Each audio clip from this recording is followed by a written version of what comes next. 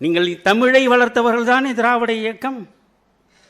நான் இன்றல்ல, கருணாநிதி இருக்கிற பொழுது, நான் என் இளமையில் 20-25 வயதிலேயே கருணாநிதிக்கு திறந்த மடல் எழுதியவன் நான், கருணாநிதிக்கு அனுப்பியவன் நான்.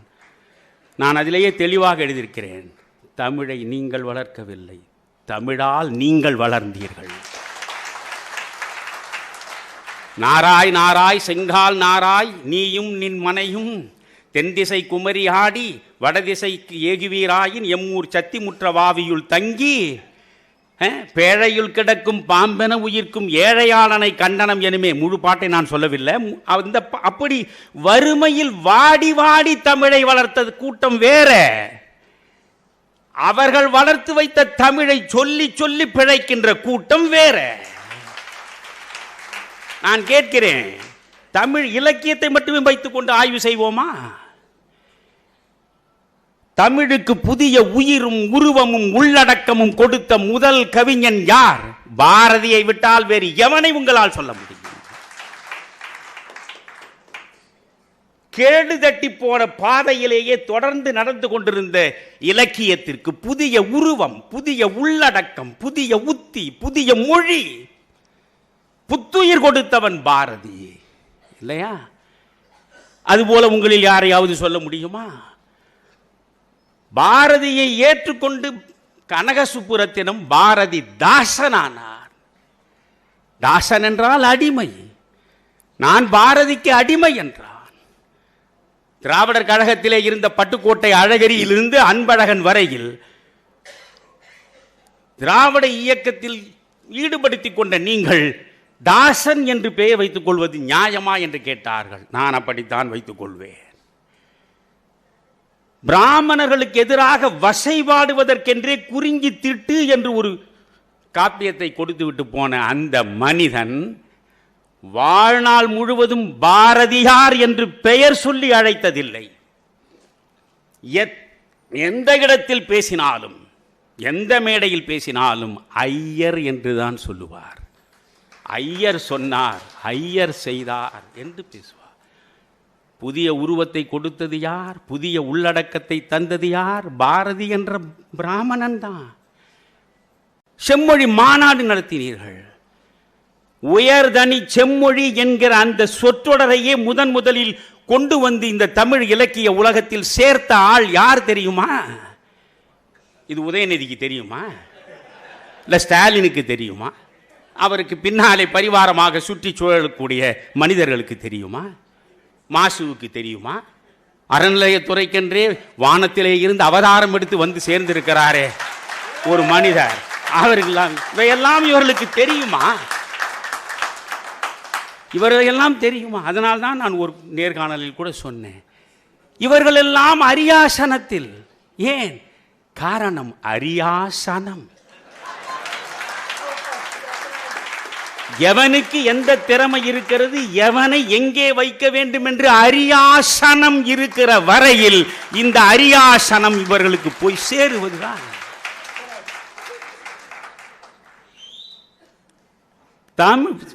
வீகோ சூரியநாராயண சாஸ்திரியார் 33 வயதில் கண்மூடி விட்டான் ஐயா அவன். அந்த சூரியநாராயண சாஸ்திரி தான் வடமொழி கலக்காமலேயே தனித்தமிழில் எழுதவும் பேசவும் முயன்ற பிதாமகன். அந்த மனிதன் தான் சூரியநாராயண சாஸ்திரி என்பதை பரிதி மார் கலைஞன் என்று பெயரை மாற்றிக்கொண்டார். சூரியன் என்றால் பரிதி, நாராயணன் என்றால் திருமால் மால், புரிகிறதா? சாஸ்திரி என்றால் கலைஞன், பரிதி மார் கலைஞன். அவர்தான் மதுரையில் பாண்டித்துரை தேவர் நடத்திய செந்தமிழ் என்கிற இதழில் கட்டுரை எழுதுகிறார். அந்த கட்டுரையின் தலைப்பு என்ன தெரியுமா? உயர்தனி செம்மொழி. 1901 எழுதினார். நீங்கள் பிறந்தே இருக்க மாட்டீர்கள் திராவிட பிதாமகர்களே. 1901 தமிழ்தானடா உலகத்திலேயே one of the classical languages, உயர்தனி செம்மொழி. அவர்தான் அதை எழுதினார். நலவெண்பாவை பதிப்பித்தார், கலிங்கத்து பரணியை பதிப்பித்தார். 2 நாடக நூல்களை இயற்றினார். ஆனால் 33 வயதில் இந்த மனிதன் மறைந்து விட்டான். அவனை நினைத்து பார்க்கிறீர்களா நீங்கள்? சரி, இது உயர்தனி செம்மொழி என்று எதை வைத்து சொல்கிறீர்கள்? இங்கேதான் புறநானூறு இருக்கிறது, இங்கேதான் நெஞ்சை அள்ளும் சிலப்பதிகாரம் இருக்கிறது, இங்கேதான் மணிமேகலை இருக்கிறது என்று நீள முழங்குகிறீர்களே. தமிழ் தாத்தா ஊவே சாமிநாத ஐயர் மட்டும் இல்லாமல் போயிருந்தால் இவை அனைத்துமே கரையானுக்கு சென்று போய் சேர்ந்திருக்குமே. யோசிக்கிறீர்களா நீங்கள்? யோசிக்க யோசிக்க உங்கள் பெருமை உங்களுக்கு முதலில் புலப்பட வேண்டும். தமிழில் 5 பெருங்காப்பியங்கள் என்கிறோம். 5 பெருங்காப்பியங்கள் என்ன? சிலப்பதிகாரம், மணிமேகலை, சீவக சிந்தாமணி, வளையாபதி, குண்டலகேசி. சிலப்பதிகாரமா சிறப்பதிகாரமா சிறப்பதிகாரமானே தெரியாது. கும்பகோணம் கல்லூரியில் உவே சாமிநாத ஐயர் அங்கே தமிழாசிரியராக இருக்கிற பொழுது, அங்கே கும்பகோணத்தில் முன்சீப்பாக பதவி வகித்தவர் சேலம் ராமசாமி முதலியார் என்பவர்.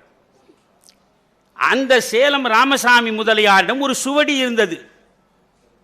அந்த சுவடி தமிழ் தாத்தா ஊவேசாவின் கண்ணில் பட்டுவிட்டது. பிரித்து படித்து பார்த்தார். அதுதான் சீவக சிந்தாமணி. வெறும் சுவடியாக இருந்தது. அதை எடுத்தார். அது சமண காப்பியமாக இருக்கிறது.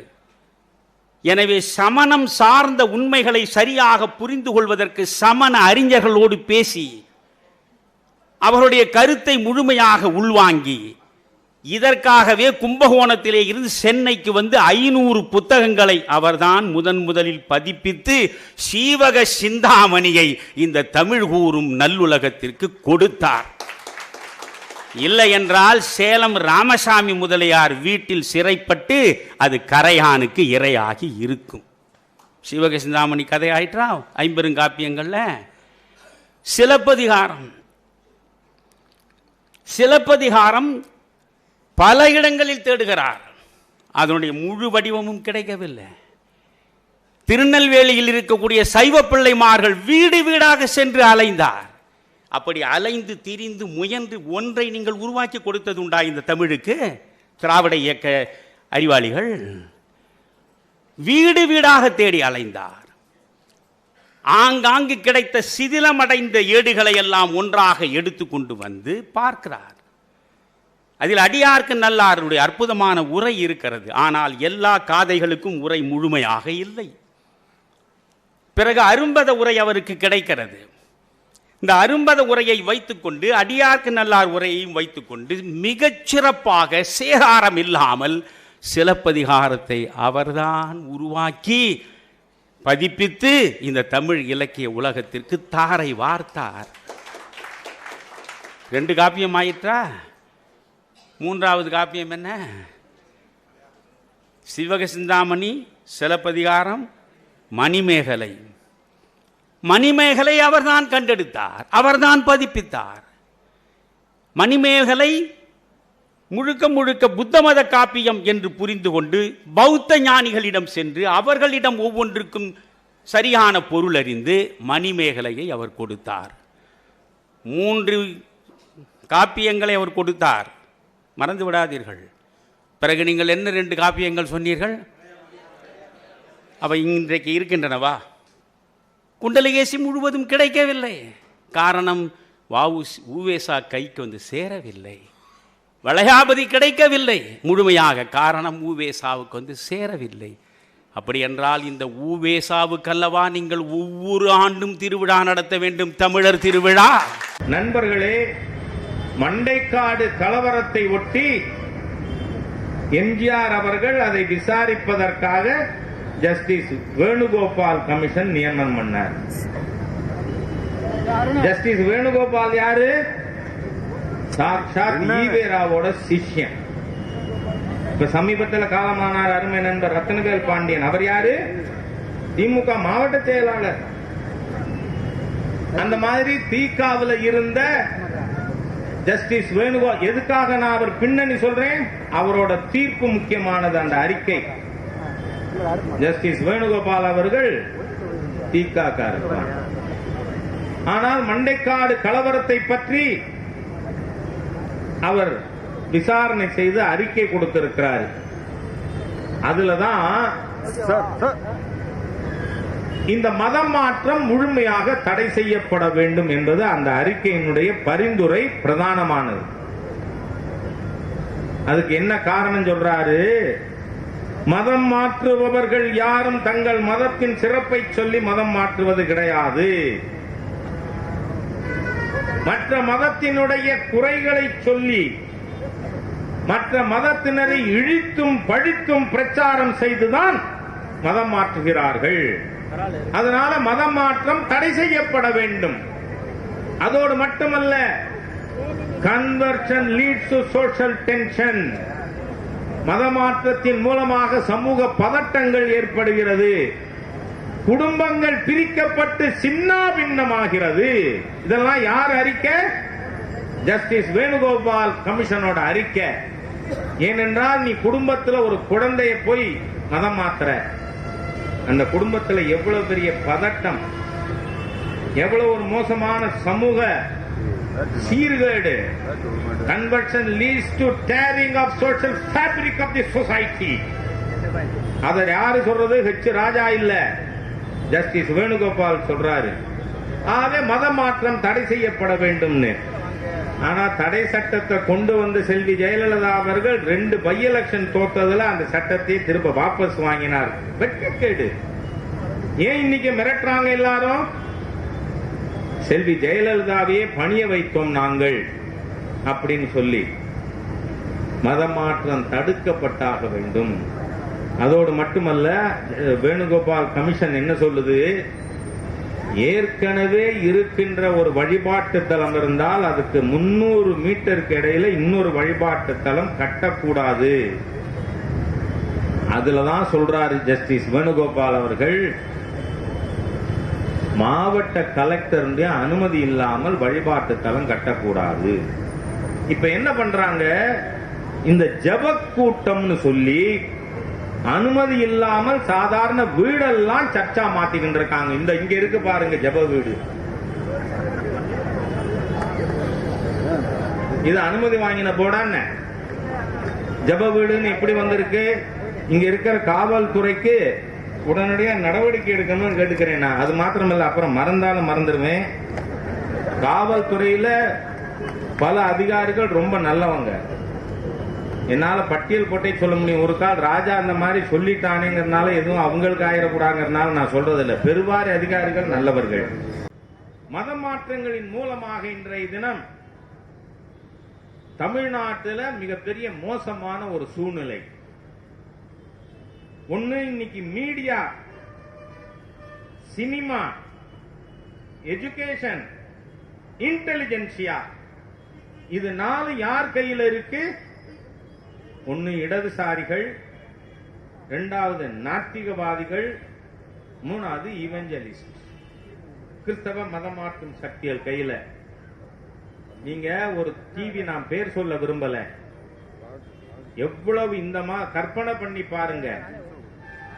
உத்தரப்பிரதேச பை எலெக்ஷனுக்கு பிறகு விவாதத்துக்கு தலைப்பு என்ன தெரியுமா?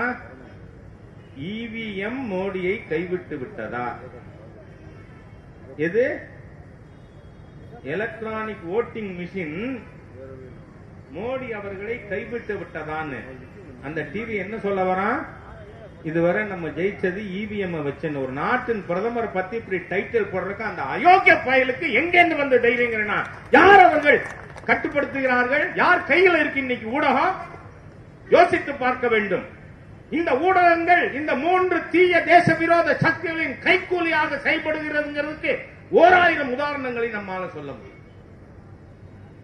நான் கேட்கிறேன், இந்த கடந்த 3 மாசமா, ஆனா ஆண்டாள் ஆசீர்வாதம் தான், ஆண்டாள் திருவடி சரணம்.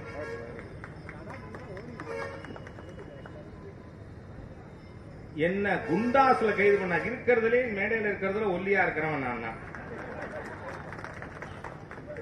என்ன போய் குண்டர் சட்டத்துல கைது பண்ணு அப்படின்னு கேட்காத தேச துரோகி கிடையாது.